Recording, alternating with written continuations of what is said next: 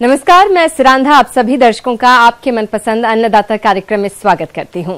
किसान माटी से समृद्ध होते हैं, वो मिट्टी से सोना उपजाते हैं, अपने श्रम से संसार का पेट भरते हैं और मौसम के बदलते मिजाज को पहचान कर अपने कार्य में लगातार जुटे रहते हैं। ऐसे ही भारतीय किसानों को खेती बाड़ी से जुड़ी हुई बहुत सी नई लाभकारी जानकारियां देने के लिए हर रोज सुबह हम आपके साथ आते हैं। तो चलिए कार्यक्रम शुरू करने से पहले देखते हैं क्या है आज अन्नदाता में। अमरूद के नए पौधे तैयार करना हो गया है आसान।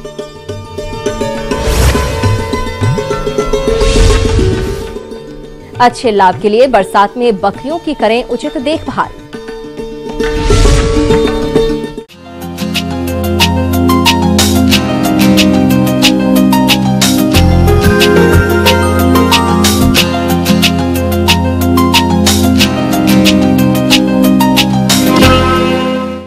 किसान भाइयों, आजकल बाजार में अमरूद की एक से बढ़कर एक प्रजातियों के पौधे मौजूद हैं जो कि अधिक और अच्छा फलन देते हैं, लेकिन इन पौधों की कीमत अधिक होती है, जिससे किसानों को अमरूद की बागवानी करने में काफी लागत लग जाती है। पर अब अमरूद के नए पौधे तैयार करने की सरल और आसान विधियां कृषि वैज्ञानिकों ने विकसित कर ली हैं, जिनमें गूटी विधि किसानों के बीच काफी लोकप्रिय है।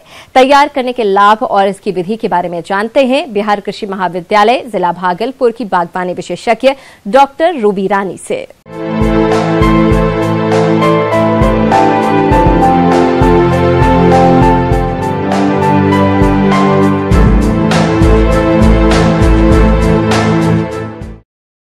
अच्छे बगीचे के लिए आवश्यक है कि उत्तम गुणवत्ता के पौध सामग्री हो, और वो जब तक आपको उत्तम गुणवत्ता की पौध सामग्री नहीं होगी तब तक आप अच्छे उत्पादन और अच्छी उत्पादकता अच्छी गुणवत्ता के साथ नहीं प्राप्त कर सकते हैं। इसलिए ये आवश्यक है कि किसी भी फल बगीचे को लगाने के पहले आप उत्तम गुणवत्ता वाले पौध का चुनाव करें, और जो भी आप किस्म लगाना चाहते हैं आप सुनिश्चित करें कि वो पौधा उसी किस्म का है जिसका आप चुनाव कर रहे हैं। तो मैं आपको बताना चाहूँगी कि किस तरह से आप अमरूद का अच्छे गुणवत्ता वाले पौधे तैयार कर सकते हैं। और अमरूद में व्यावसायिक रूप से दो विधियाँ प्रचलित हैं। एक है गुटी विधि, जिसको कि एयर लेयरिंग भी कहते हैं, और आजकल के दिनों में ग्राफ्टिंग के द्वारा भी इसका व्यावसायिक पौध तैयार किया जा रहा है। तो सबसे पहले जो प्रचलित विधि है गुटी विधि अमरूद में, मैं उसके बारे में आपको बताना चाहूँगी। किसान भाइयों, सबसे पहले तो आप ये जान लें कि आखिर गुटी विधि है क्या। गुटी फल वृक्षों से नए पौधे तैयार करने की एक विधि है, जिसमें वृक्षों की शाखाओं से नए फल पौधे तैयार किए जाते हैं। और आइए अब जानते हैं गुटी विधि से पौधे तैयार करने के क्या लाभ हैं। अमरूद के जो पौधे होते हैं वो आप बहुत विधियों से लगा सकते हैं। बीज से भी लगा सकते हैं और कलम विधि से भी लगा सकते हैं, लेकिन बीज से अगर आप लगाएंगे तो उसमें उसके फलों का जो है गुण उसके मातृ वृक्ष के फल के अनुकूल नहीं होता है और वो अलग ही होता है। इसलिए हम कायिक प्रबंधन या कलम, विभिन्न तरह के कायिक प्रबंधन, जिसको कि वेजिटेटिव प्रोपोगेशन भी कहते हैं, उन विधि को अपनाते हैं। हमको जो लगाने के लिए सामग्री चाहिए, सबसे पहले तो उसको बनाने के लिए सामग्री चाहिए, बडिंग नाइफ चाहिए, कटिंग नाइफ चाहिए, कुछ प्लास्टिक के पॉलीथीन चाहिए, 50 mm गेज का प्लास्टिक चाहिए, सुतली चाहिए, और एक रूटिंग मीडिया चाहिए जिसमें कि मिट्टी हो, इसमें स्फैग्नम मॉस हो और सड़े गले पत्तियों का उसमें मिश्रण हो। इस तरह का उर्वरक वाला मिट्टी चाहिए, उर्वरता वाली मिट्टी, हल्की मिट्टी होनी चाहिए, वो उस तरह की सामग्री चाहिए। जिसमें जो सबसे पहले आप ये ध्यान दें कि जिस पौधे का से आपको पौध सामग्री तैयार करना है उस पौधे में आप फल ना लें। उसको अगर फूल भी आता है तो उसको हटा दें, उससे आपको फल नहीं लेना है। और उसको ताकि वो उसकी टहनी उसमें भोजन सामग्री ज़्यादा प्रचुर मात्रा में मौजूद हो। पुरानी टहनियाँ आप चुनाव करें जो कि किनारे में साइड सीधा ऊपर ना जाती हो, साइड की तरफ जाती हो, और पेंसिल के थिकनेस से थोड़ा सा ज़्यादा मोटा या उतना ही मोटा हो। जो टहनियों को चुनाव करने के बाद 50 से 60 सेंटीमीटर टहनी की ऊपरी भाग से छोड़कर 2 से 3 सेंटीमीटर तक का छिलका हम बाहर निकालते हैं। फिर 2-3 सेंटीमीटर और नीचे एक गोल ऐसा दाग देते हैं। फिर बाद में वो बडिंग नाइफ में एक रहता है, उसमें चाकू टाइप सा, उससे धीरे से मतलब बीच में चीरा लगा करके धीरे से उसको निकालते हैं। और वो जो निकालते हैं वलय, वो बहुत ही चिकना निकलना चाहिए, और सिर्फ वो वलय ही निकलना चाहिए, हड्डी उसकी जो रहती है जिसको कीट काट बोलते हैं वो नहीं कटना चाहिए, ध्यान रहे। ये इस तरह से 2 से 3 सेंटीमीटर का वलय ऊपर वाला छिलका निकाल करके गोलाई के आकार में, उसमें 1 या 2 दिन उसको हम खुला छोड़ देते हैं। खुला छोड़ने के बाद 2 दिन के बाद उसमें हम रूटेक्स या IBA का थोड़ा सा 5 ppm सॉल्यूशन भी लगा सकते हैं, जिससे कि वो रूटिंग में आसानी होती है। वो लगाने के बाद हम जो है रूटिंग मीडिया उस पर डालते हैं, 50 से 100 ग्राम के लगभग रूटिंग मीडिया रहता है, उसको डालते हैं। और उसको जब डालने के बाद उसको पॉलीथीन से उसको बांध देते हैं। बांधने के बाद हम देखते हैं कि 3 से 4 सप्ताह के बीच में उसमें जड़ निकलनी शुरू हो जाती है। और हमको ध्यान रहे कि बहुत ज़्यादा अगर गर्मी है, वातावरण में आर्द्रता की कमी है, तो थोड़ा आसपास हम पानी का भी छिड़काव कर सकते हैं ताकि उसमें आर्द्रता बनी रहे। और 40 से 50 दिन के बाद उसमें बहुत अच्छी रूटिंग हो जाती है। जब उसको रूटिंग हो जाती है तो हम रूटिंग के नीचे वाले भाग से उसको काट लेते हैं, कोई तेज सिकेटियर से हम काटते हैं, और उसको हम रूट ट्रेनर में रखते हैं। 15 से 20 दिन या 25 दिन तक रूट ट्रेनर में रखने के बाद फिर हम उसको पॉली बैग में रूपांतरित करते हैं। और वहाँ पर से पौधे जब 1 साल के लगभग के हो जाते हैं तो वो पौधे बेचने के लिए तैयार हो जाते हैं। और इस तरह से हम गुटी द्वारा पौधे तैयार करते हैं। किसान भाइयों, वृक्षों से नए पौधे तैयार करते समय किन किन बातों का ध्यान रखें, चलिए ये भी हम आपको बताते हैं।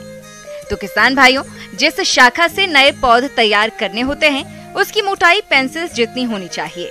शाखा की छाल तेज धार वाले चाकू से छीलनी चाहिए। शाखा के कटे हुए भाग पर रूटेक्स यानी NNA का लेप अवश्य लगाएं। शाखा के कटे भाग पर मिट्टी को लगाकर पॉलीथीन से अवश्य बांधें। साथ ही समय समय पर उसमें पानी डालते रहें।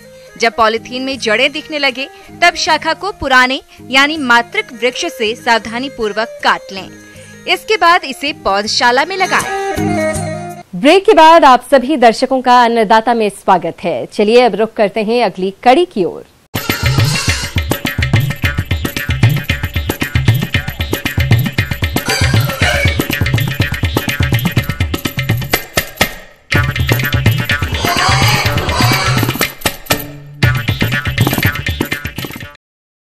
किसान भाइयों, बकरी पालन की बात करें तो लघु और सीमांत किसान इस व्यवसाय को अपनाकर अच्छा लाभ ले रहे हैं, लेकिन इस लाभ के दायरे को बनाए रखने के लिए इनका मौसम के अनुरूप प्रबंधन करना भी जरूरी होता है। क्योंकि अभी बारिश का मौसम चल रहा है और इस मौसम में बकरियों के आहार से लेकर अच्छे विकास के लिए इनकी देखरेख पर खास ध्यान देना होता है। तो इसके लिए किसान कौन कौन से उपायों को अपनाएं, चलिए जानते हैं रांची के पशु वैज्ञानिक डॉक्टर संत कुमार से।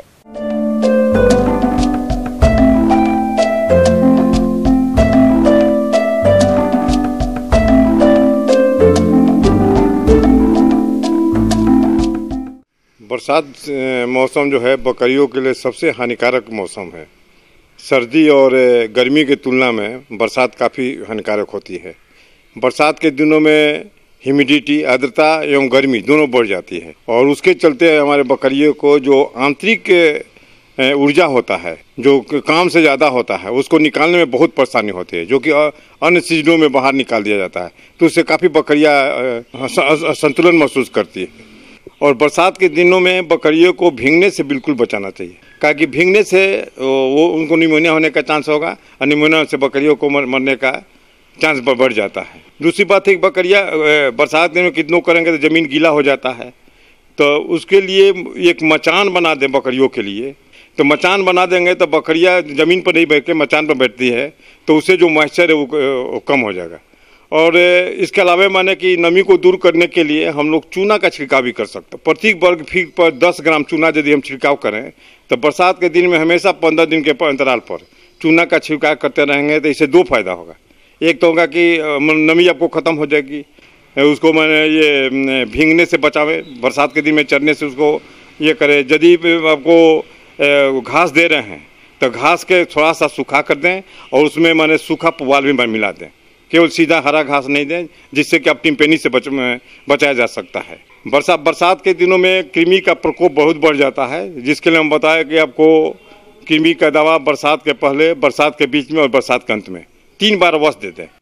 दूसरी है कि बरसात के दिन में घास बहुत काफ़ी पैदा होता है और उसमें मॉइस्चर की मात्रा, बरसात के जो घास होते हैं उसमें मॉइस्चर की मात्रा बहुत ज़्यादा होती है, पानी की मात्रा बहुत ज़्यादा होती है और फाइबर की मात्रा घट जाती है।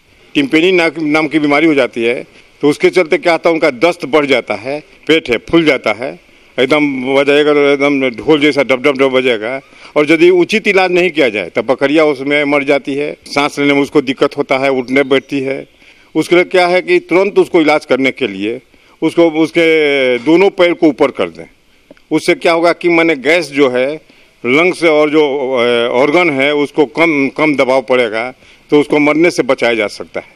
और उसके लिए अंग्रेजी दवा भी आता है। अंग्रेजी दवा में टायरोसिल है, ब्लास्टोसिल है, करीब 20 से 25 ml दवा दे दिया जाता है।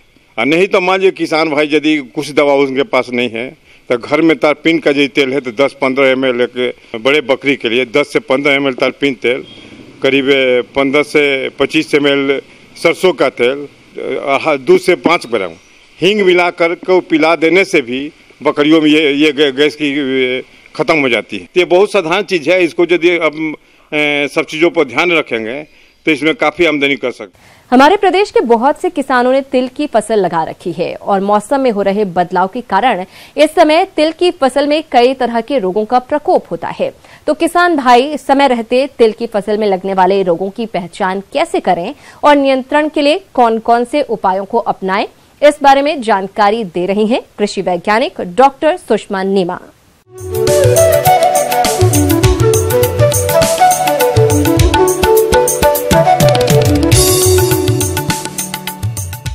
पहली बात तो तिल की खेती है, जैसा कि आप लोग जानते ही हैं कि हल्की भूमि में लगाते हैं, लेकिन अगर फिर भी कहीं पे भी उसमें जल जमा हो गया है तो हमको उसका भराव नहीं होने देना है। उसके आसपास नालियां बना के पानी को निकाल देना है।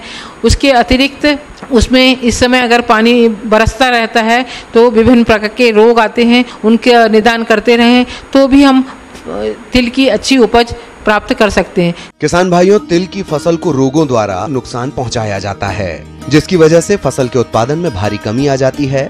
तो आप इनकी पहचान कर नियंत्रण कैसे करें, आइए जान लेते हैं। अगर पौधे बड़े हो गए हैं तो इसमें फाइटोप्थोरा, पत्ती धब्बा रोग या गलन रोग की समस्या आती है। तो इससे जहाँ पानी अधिक होता है या ज़मीन थोड़ी भारी है उस क्षेत्र में इस रोग की समस्या ज़्यादा आती है। उसमें पत्तियों की अगर हम देखें पौधे की, सबसे पहले निचली पत्तियों पे पनीले धब्बे बनते हैं और बाद में ये धब्बे बड़े आकार के रूप ले लेते हैं और अन्य पत्तियों को भी ग्रसित कर देते हैं और इस तरह से पूरा पौधा झुलस जाता है और कभी कभी मर भी जाता है। तो इसके लिए हम जैसे ही रोग के लक्षण दिखाई दें, निचली पत्तियों को ध्यान में रखें और रोग के लक्षण दिखाई देते ही मैनकोजेब दवा या रिडोमिल MZ दवा का छिड़काव करें। 2.5 ग्राम दवा 1 लीटर पानी में घोलकर छिड़काव करें। इसके बाद इसमें पौधे में एक पत्ती धब्बा रोग आता है, जिसे कि हम अल्टरनेरिया पत्ती धब्बा रोग कहते हैं।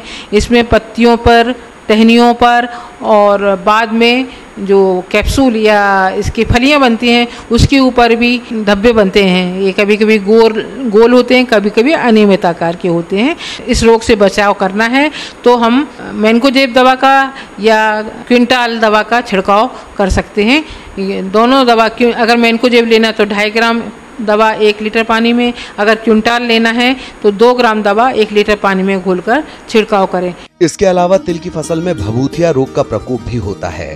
इस रोग का आक्रमण सितंबर माह के आरंभ में मौसम अनुकूल होने पर पत्तियों की सतह पर सफेद चूर्ण के रूप में फफूंद जमा हो जाती है, जिसके कारण पत्तियां पीली पड़कर सूखने लगती हैं और बाद में ये पत्तियां झड़ जाती हैं। इस रोग की रोकथाम के लिए रोग के लक्षण दिखाई देते ही घुलनशील गंधक की 3 ग्राम मात्रा का प्रति लीटर पानी के हिसाब से घोल बनाकर 2 से 3 छिड़काव अवश्य करें। इसके अतिरिक्त बैक्टीरियल या जीवाणु धब्बा या जीवाणु झुलसा रोग का भी प्रकोप होता है। इसके लिए हमको ताम्रयुक्त फफूंदनाशी और उसके साथ साथ कोई एंटीबायोटिक जैसे स्टेट्रोसाइक्लिन दवा उसका भी मिश्रण का छिड़काव करना होता है। ये दवा का हम छिड़काव करें तो हम इन जो जीवाणु जनित रोग हैं उससे भी छुटकारा पा सकते हैं और तिल की अच्छी उपज प्राप्त कर सकते हैं। तिल की अच्छी बढ़वार होगी तो उससे अच्छी उपज हमें मिलेगी। इसके बाद जब फूल आने की अवस्था होती है तो उसमें बीमारी आती है जो कीटों के द्वारा फैलती है, जैसे कि बंध्यता रोग या बंधवा रोग या फाइलोडी रोग वैज्ञानिक भाषा में बोलते हैं। इसमें जो पुष्पीय भाग है और ऊपर की पत्तियां हैं ये छोटे छोटे गुच्छोनुमा हो जाती हैं और वो गहरे हरे रंग की हो जाती हैं। तो उसमें कभी बाद में फूल और फलियां नहीं आते हैं और हमें टोटल नुकसान उठाना पड़ता है। तो अगर हमें खेत में यदा कदा ऐसे पौधे दिखाई देते हैं तो उन पौधों को पहले तो हम उखाड़ कर या काट कर अलग फेंक दें, नष्ट कर देंगे। जब रोग का प्रकोप अगर बढ़ने लगता है तो हमें कुछ कीटनाशक दवा, क्योंकि ये जो रोग है ये फुदका या लीफ हॉपर कीटों से फैलता है। लीफ हॉपर को मारने के लिए हमको कोई भी कीटनाशक दवा, नीम का तेल का उपयोग या इमिडाक्लोप्रिड दवा, अगर हमको इमिडाक्लोप्रिड लेना है तो इसको 10 लीटर पानी में 3 ml हमको मिलाना होगा। बहुत कम मात्रा में लगता है। ये दवा का हम छिड़काव करें तो हम उससे भी छुटकारा पा सकते हैं और तिल की अच्छी उपज प्राप्त कर सकते हैं। तिल की अच्छी बढ़वार होगी तो उससे अच्छी उपज हमें मिलेगी।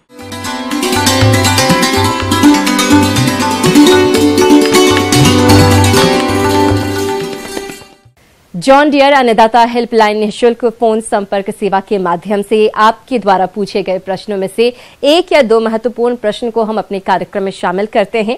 इसी के तहत आज का चयनित प्रश्न और उसका जवाब इस प्रकार है। अन्नदाता कार्यक्रम में आज जो प्रश्न हमने शामिल किया है उसे पूछा है किरातपुर दरभंगा से सोनू सिंह ने। आप सूरन की फसल में किए जाने वाले प्रबंधनों पर जानकारी चाहते हैं तो सोनू जी आपकी जानकारी के लिए देखिए कार्यक्रम का यह अंश। हमारे किसान भाई जिन्होंने ओल की खेती अपने खेतों में लिए रखी है उन्हें मैं बताना चाहूँगा कि ये समय जो है ये उनके खरपतवार नियंत्रण के लिए उपयुक्त समय है। इसमें आप जो है अपने पौधों के चारों ओर की मिट्टी को लेके उसके जड़ के पास लगभग 15 से 20 सेंटीमीटर ऊंचाई तक उसको मेड़ बनाएंगे और साथ में जो है आप जो बची हुई जो नाइट्रोजन और पोटास की मात्रा जो 1/3 जो हम लोग ने जब शुरू में लगाई थी और 1/3 मात्रा जो है इस समय हम मेड़ में हम बनाते समय डाल देते हैं। खास ध्यान रखना है कि पानी कभी भी खेत में 2 दिन से ज़्यादा लगना नहीं चाहिए और अगर जिनकी बलुई दोमट मिट्टी है उन किसान भाइयों को ज़्यादा दिक्कत नहीं होती है, लेकिन जिनके यहाँ भारी मिट्टी चिकनी मिट्टी है वहाँ पानी जमने की समस्या हो सकती है। अगर पानी वहाँ जमता है तो उसमें एक बहुत ही फफूंदी का एक रोग है जिसको हम लोग कॉलर रॉट के नाम से जानते हैं, वो लगने की संभावना होती है जिसमें पौधा पीला पड़ के बाद में जो है सूख के गिर जाता है। अगर किसान भाई इस कॉलर रॉट की समस्या को अपने खेत में देखते हैं तो उनको जो है एक दवा है साफ करके आती है जिसकी 1 ग्राम प्रति लीटर के हिसाब से उसको लेके उसके जड़ के पास जो है 1 लीटर पानी में घोल के हमको डाल देने से इससे रोकथाम में मदद मिलती है। साथ ही अगर कोई पौधा अगर आपको लगता है जो कि कॉलर रॉट की वजह से गिर गया है तो उस पौधे को वहां से निकाल के खेत से हटा देंगे तथा उसके आसपास के पौधों में इसी तरह से जो साफ दवा है उसका प्रयोग करते हैं। इस कॉलर रॉट बीमारी के अलावा एक जो है पौधों में कभी कभी देखा गया है कि फफूंदी की वजह से ही उसके पत्तों पे जो है वो भूरे भूरे चकत्ते पड़ जाते हैं।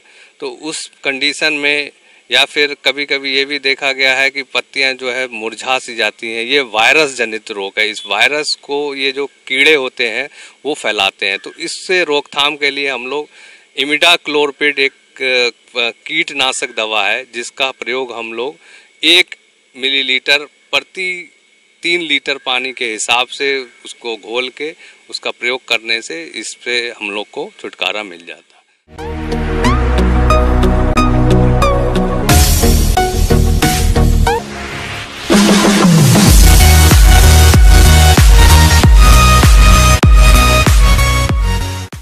आइए अब एक नजर डालते हैं राज्य की कुछ चुनी हुई मंडियों के प्रमुख फसलों के बाजार भाव पर।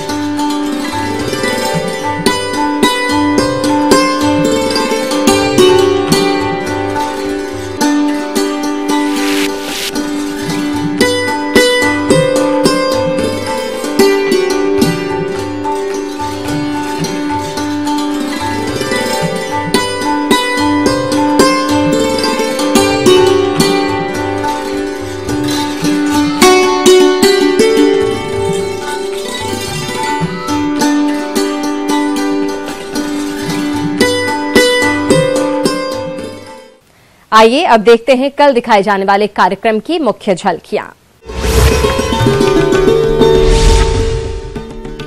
बैकयार्ड मुर्गी पालन के लिए जरूरी है उन्नतशील नस्लों का चयन।